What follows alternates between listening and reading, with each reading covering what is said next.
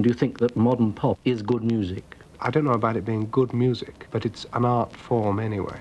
The creator of the soundtrack to a generation, the man behind the Beatles. John took Brian aside and said, hey, you want to deal with this group? I'm the guy you deal with. In a major two-part documentary, Arena profiles Brian Epstein. How ruthless do you think you've got to be? Not very. He just fired us, sir. He was probably one of the sexiest fellas I had ever met. The word was queer, not gay. We didn't really have a problem with it. He never hit on me. He actually cared for the community he served. Arena starts Christmas Day on BBC Two.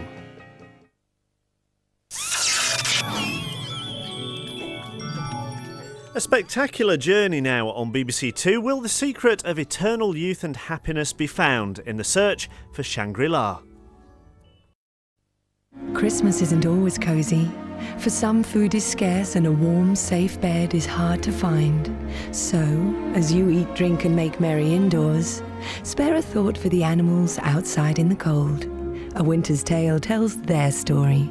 Boxing Day at 8:05 on BBC Two.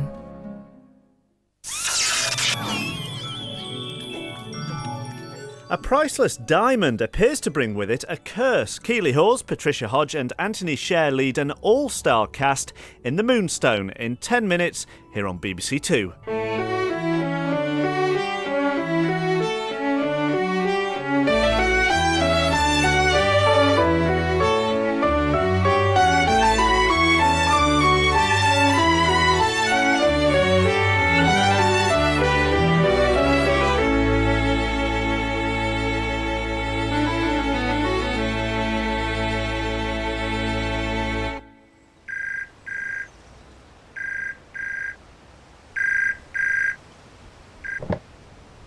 Hello, Royal Garden. Royal Garden, 10 miles south of Belfast, proudly displays its flora and fauna. But there's no single planting more impressive in this garden than the Davidia involucrata.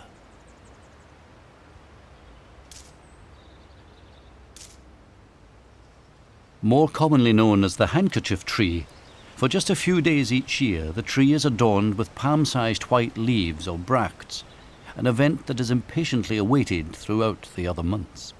Oh, I'm afraid you're a little bit too early. You can certainly come along and see it. Thank you for calling. Bye-bye. Well, the handkerchief tree is regarded by the population as star of the show. There are numerous people who will call annually. Well, this is the handkerchief tree. It's a bit unfair introducing to you at the moment. She's a bit naked. Really, when she's in full dress, around the end of May, beginning of June, is when you should see her. It's a bit like you peeping into her bedroom before she's got the makeup on.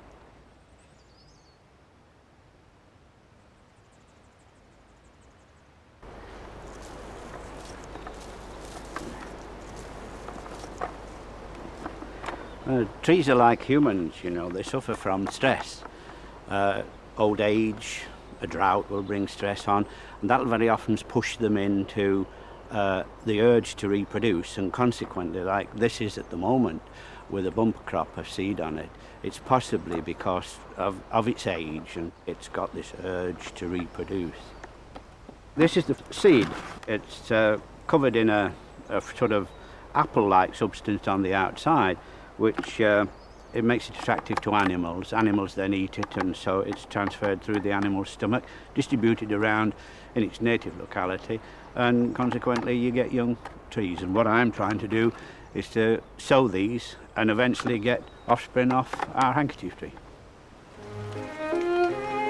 The ladies from the area will come in on the sort of coach trips, and they've probably been on a shopping trip, and they're talking about the bargains that they've got, and they miss out on walking under most trees.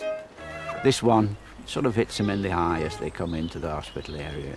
It makes itself pretty obvious. The tree's rather an odd shape. Most Davidias are of a conventional tree shape with a single stem with a rounded crown on top of them. This one's unusual in so much as it's sort of a peculiar candelabra shape, if you like, which makes it very individual amongst Davidias. also gives rise to sort of quite magic aspects of it to me. You could weave all sorts of fairy tales around it. It's got this peculiar shape which I'm sure someone like Tolkien could write. It could have fitted into The Hobbit quite easily. As spring draws nearer, Mike Snowdon's visits to the tree grow more frequent. One late frost at this stage would mean disaster for the developing bracts and disappointment for the tree's many fans. The handkerchief tree, she's certainly a debutante in the garden. She certainly appears very much as a starlet. The tree originates from the seed of a Davidia in northern France. The French were the first to bring the species from its home, near the Indochina border, to Europe, following an epic race between the globe-trotting nurserymen of England and France's own naturalists.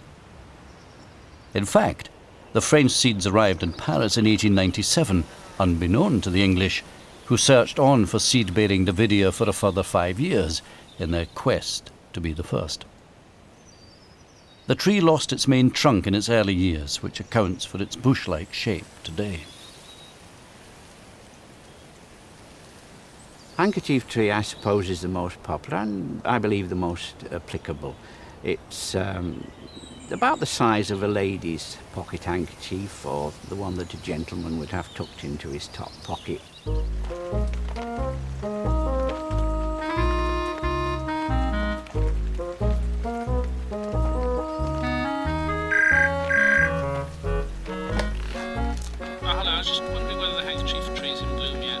No, they're not quite extended at the moment. If the weather's reasonable over the next few days, we should expect it to come into full bloom.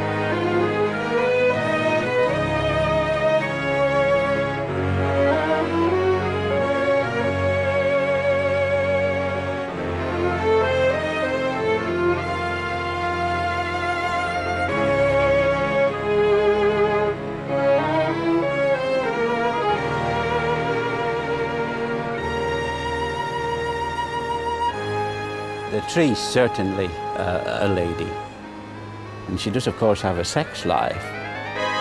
Other trees like oak and ash, they have a very sort of masculine feel about them, but this one certainly is a lady, dressed in these fine white bracts, and they are part and parcel of her sexual reproduction. The bract, in fact, is an attraction for nighttime flying insects, which alight on here, attracted by this brightness in the gloom. They'll climb up to the flower, which is in the centre. The pollen's rubbed onto the insect, who then travels from one bract to the other, and thereby transferring the pollen from its body onto these stigma, and pollinization taking place, and then consequently fertilization, so guaranteeing reproduction. These delicate white bracts can be likened to those found in poinsettias at Christmas. As well as being known to many as the handkerchief tree, the Davidia is also referred to as the ghost tree, as the bracts take on an eerie translucent shape at night. Reliant on strong moonlight to draw in the pollen-carrying insects, this lady of the night has only 4 or 5 evenings to attract their attention before her handkerchiefs fall away and her allure is lost. Oh, I'm very sorry, you've just missed it. I'm afraid you'll have to wait while about the end of May next year. Bye-bye.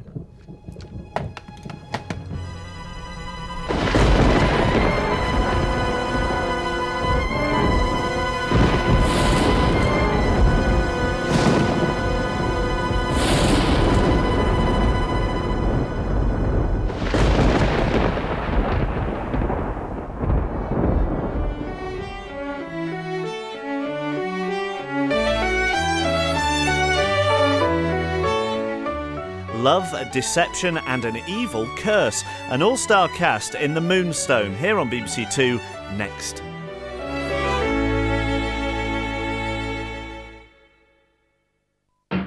Albert Finney and Tom Courtenay are reunited. What do we call each other? I suppose I call you Southgate, you call me Spotted. How'd that be? Yeah, you sure you wouldn't prefer sir?